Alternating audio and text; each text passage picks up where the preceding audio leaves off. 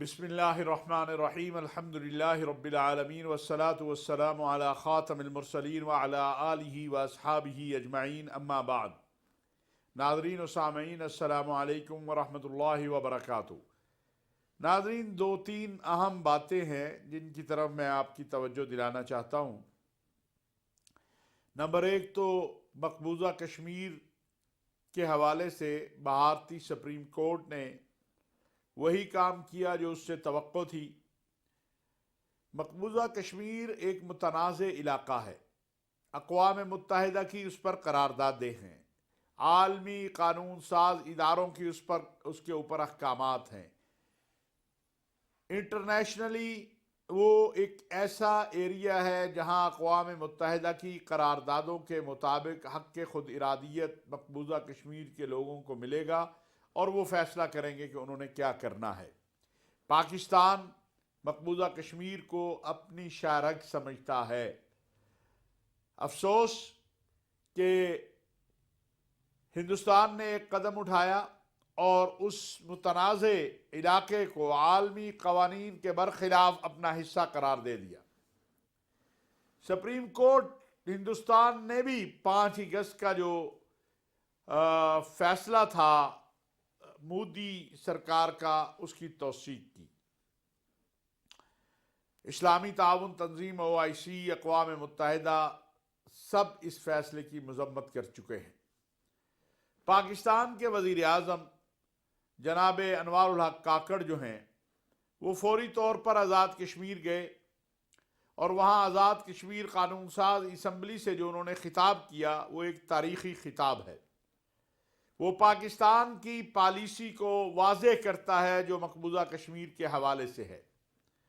انہوں نے کہا کہ کوئی عدالت ہو یا کوئی قرارداد ہو یا کوئی پارلیمان ہو، مقبوضہ کشمیر کی تقدیر کا فیصلہ وہ نہیں کر سکتی۔ مقبوضہ کشمیر کی تقدیر کا فیصلہ مقبوضہ کشمیر کی عوام نے کرنا ہے۔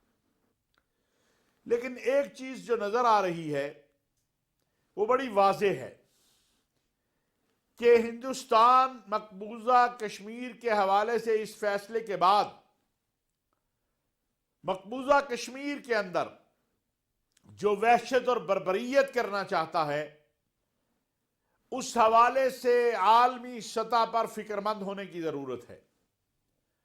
ایک طرف ہم دیکھ رہے ہیں، انشاءاللہ بعد میں بات کریں گے اس کے اوپر، غزہ کی جو صورتحال ہے، اور دوسری طرف ہم دیکھ رہے ہیں کہ اب اس سپریم کورٹ ہندوستان کے فیصلے کے بعد مودی سرکار کی کوشش ہوگی کہ وہ مقبوضہ کشمیر کے اندر جو آزادی کی اور حریت کی تحریک ہے اس کو بھی اسی طرح ختم کرنے کی کوشش کرے جس طرح غزہ میں فلسطینیوں کے ساتھ اسرائیل کر رہا ہے۔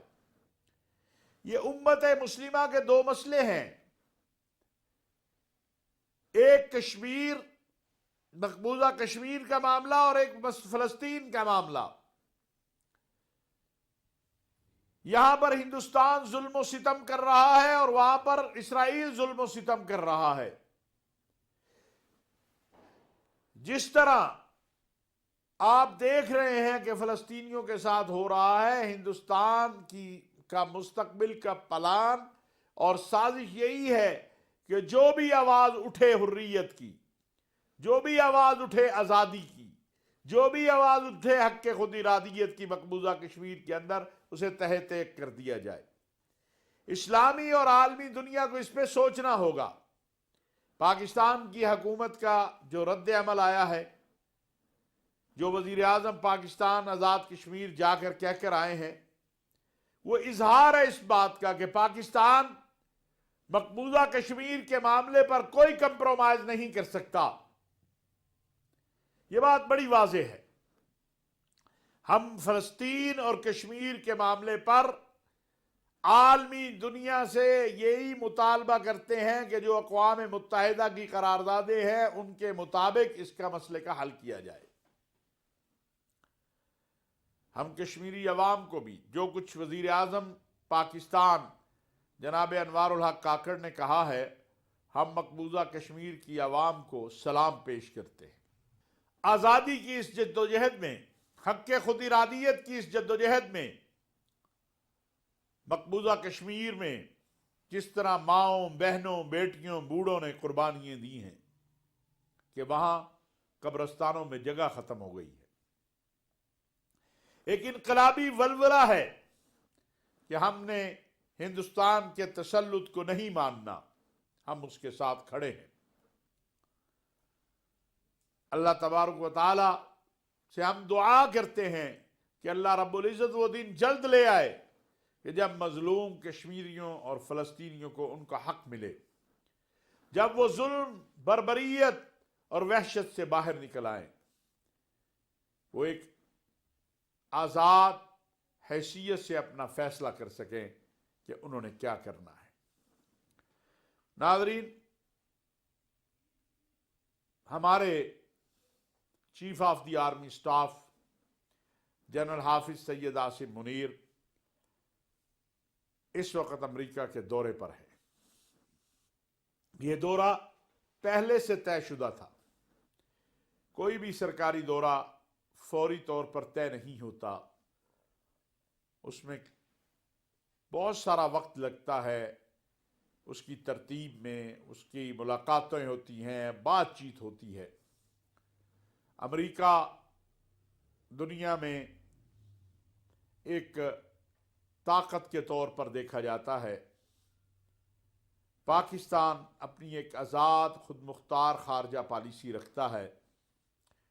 ہمارے تعلقات چائنا سے بھی بہت اچھے ہیں، روس سے بھی بہت اچھے ہیں اور امریکہ سے بھی بہت اچھے ہیں۔ دورہ امریکہ کے دوران اب تک کی اطلاعات کے مطابق محترم سپہ سالار نے جس انداز سے مقبوضہ کشمیر کی عوام کا مقدمہ لڑا ہے، فلسطین کے مظلوموں کا مقدمہ لڑا ہے، وہ قابل ستائش ہے۔ ایسے وقت میں جب کہ پوری دنیا امریکہ کی طرف متوجہ ہوئی ہے کہ وہ اسرائیل کو ظلم و ستم اور بربریت سے روکے، پاکستان کے سپہ سالار کا اپنے رفقا کے ساتھ، اپنی ٹیم کے ساتھ امریکہ کا دورہ اور وہاں پر مظلوم فلسطینیوں اور کشمیریوں کی بات پاکستان کے کشمیر اور فلسطین پر موقف کو واضح کر رہی ہے۔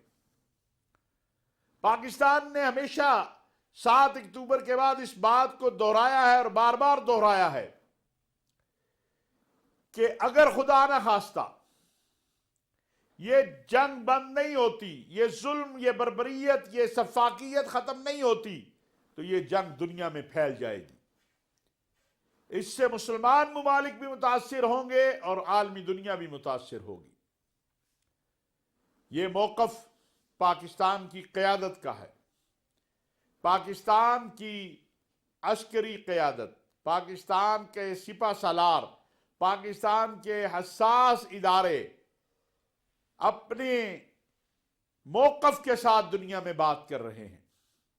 یہ خالی امریکہ سے بات نہیں ہے، پاکستان کے وزیر اعظم نے، پاکستان کے آرمی چیف نے، پاکستان کے حساس اداروں کے ذمہ داروں نے عالم اسلام اور برادر اسلامی ممالک کے ساتھ انہی امور پر بات کی ہے۔ میں سمجھتا ہوں کہ ایسے وقت میں سپہ سالار کا دورہ امریکہ اور مقبوضہ کشمیر اور فلسطین کی عوام کی بات کرنا، یہ پاکستان کی عوام کی بھی اور عالم اسلام کے جذبات کی بھی ترجمانی ہے۔ اس وقت میں ایک اور بحث بھی ملک کے اندر ہو رہی ہے،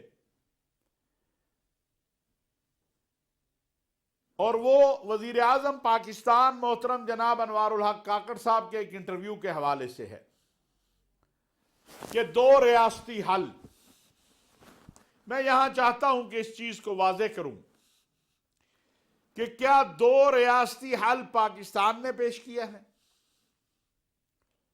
اس کا موجد پاکستان ہے یا کوئی اور ہے؟